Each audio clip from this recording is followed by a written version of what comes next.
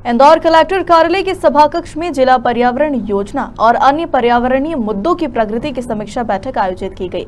इस बैठक में राष्ट्रीय हरित प्राधिकरण के प्रिंसिपल बेंच नई दिल्ली की सदस्य डॉक्टर अफरोज अहमद शामिल हुए हैं। अफरोज अहमद ने मीडिया से चर्चा के दौरान कहा कि पथ इंडिया प्राइवेट लिमिटेड कंपनी पर भी कोर्ट द्वारा फाइन किया गया है, क्योंकि कंपनी ने बैतूल में बिना अनुमति के नदी के किनारे खुदाई की थी, जिससे पर्यावरण प्रभावित हुआ था। इसके साथ ही उन्होंने इंदौर की नदी को लेकर भी चर्चा की।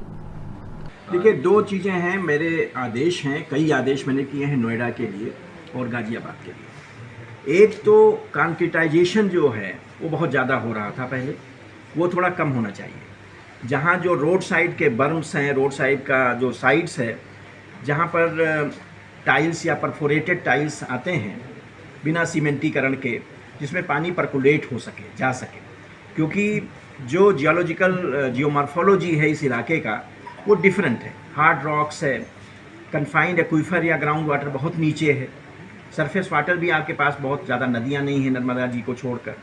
छोटी और जो नदियाँ हैं सहायक, वो अपने बहुत ही दयनीय स्थिति में है। ऐसे हालत में जो बारिश का पानी है, अच्छी बारिश होती है, इतना भी नहीं है कि बारिश को अगर हम संजोएं तो पानी की कमी नहीं होगी। तो इसलिए ज़रूरी है कि हर घर में अर्बेनाइजेशन जिस तरह से बढ़ा है, पानी को हम इकट्ठा करके उसको हम रिचार्ज करें, ग्राउंड वाटर को, और उसको एक रिज़र्व के रूप में हम माने, और वो रिज़र्व को हम बहुत कम खर्चा करें, क्योंकि ऑलरेडी हमको नर्मदा से पानी पीने का मिल रहा है। और अगर गांव के इलाकों में जहां नहीं है, वहां पर जो हमारे तालाब हैं, पोखरे हैं, उससे पानी रिचार्ज करने के लिए हम जोर दें। सबसे अहम यह है कि कंक्रीटाइजेशन बहुत कम हम करें। पेड़ों के आसपास हमने आदेश किए हैं कम से कम 1 मीटर के रेडियस में कोई कंक्रीटाइजेशन नहीं होने चाहिए, जिससे कि पेड़ जिंदा रहे, पेड़ों की पर्यावरण को कोई प्रभाव ना हो, ये बहुत ज़रूरी है। दूसरी बात, जो ग्रीन कवर है या ग्रीन बेल्ट है, वो इंदौर में कम है। इंदौर नौलखा का इलाका, नौलखा का मतलब होता था कि 9 लाख वहाँ आम के पेड़ थे। तो आम के पेड़ पुराने लोगों ने लगाए थे इसीलिए, जो कार्बन संचित करता है, वहाँ के माहौलियात को बनाता है। तो आज जो भी ज़मीन हमारे इंदौर में है, जो पब्लिक लैंड है, उस पब्लिक लैंड को हमको हरा भरा करना होगा, और उसके लिए हमको जन जागृति लानी होगी, हमको पीपुल्स पार्टिसिपेशन सुनिश्चित करना होगा, जिससे हर मोहल्ले के लोग खुद जागरूक होकर पेड़ लगाएं। सरकार अकेले नहीं कर सकती है, सरकार प्रोत्साहित कर सकती है, आपको रास्ता दिखा सकती है, लेकिन हर नागरिक का कर्तव्य है, क्योंकि पर्यावरण एक साझी विरासत है, और इस साझी विरासत को बचाने के लिए हम सभी को आगे आना होगा। और मुझे उम्मीद है कि बहुत अच्छा काम इंदौर में होगा।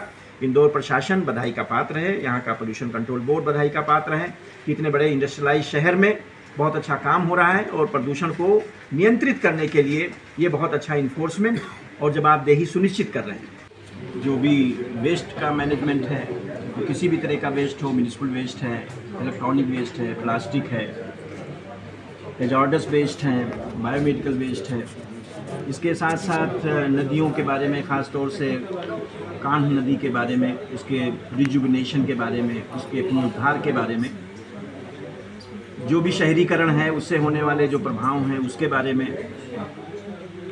जो हमारे झीलें हैं, ख़ास तौर से 2 वेटलैंड्स हमारे बड़े इंपॉर्टेंट हैं, जो रामसर साइट हैं, अंतर्राष्ट्रीय स्तर के हैं, सिरपुर है, यशवंत सागर है।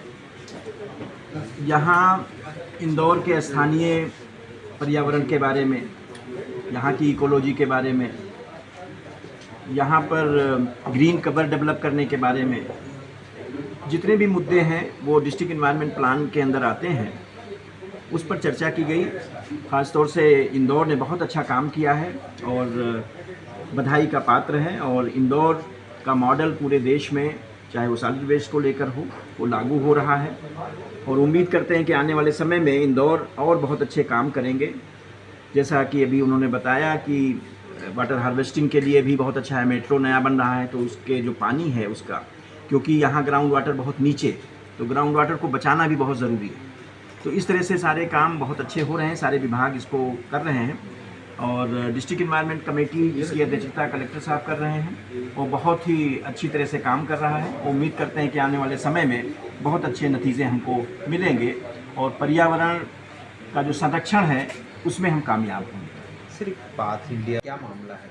पार्ट इंडिया का ये है कि वो कंपनी ने कहीं मिट्टी की खुदाई बिना इन्वायरमेंट क्लियरेंस के किया था, उसकी मंजूरी नहीं ली थी बैतूल ज़िले में, और ना लेने की वजह से जो मिट्टी की खुदाई हुई उसके बगल में कोई नदी थी, तो उसका पर्यावरण प्रभावित हुआ और मिट्टी की खुदाई भी बहुत गहराई तक की गई। तो इस वजह से वो मामला था, उस पर निर्णय हुआ है और जाहिर सी बात है ये तो कोर्ट का काम ही है। जो नहीं, जुर्माना अब नहीं याद है और कोर्ट के मैटर को डिस्कस नहीं कर सकते। क्या अगर जुर्माना नहीं भरते तो हम जुर्माना नहीं भरते हैं तो जेल जाना पड़ेगा, प्रोसिक्यूशन होगा, पोल्यूशन कंट्रोल बोर्ड करेगा। डी में भी हो जाते हैं? हाँ बिल्कुल जा सकते हैं, इन्वायरमेंट प्रोटेक्शन एक्ट में है।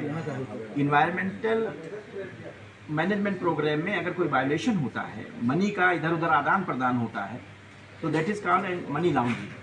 तो इन्वायरमेंट प्रोटेक्शन एक्ट में है गुंजाइश कि पीएमएलए एक्ट में इन्वायरमेंटल इशू आता है।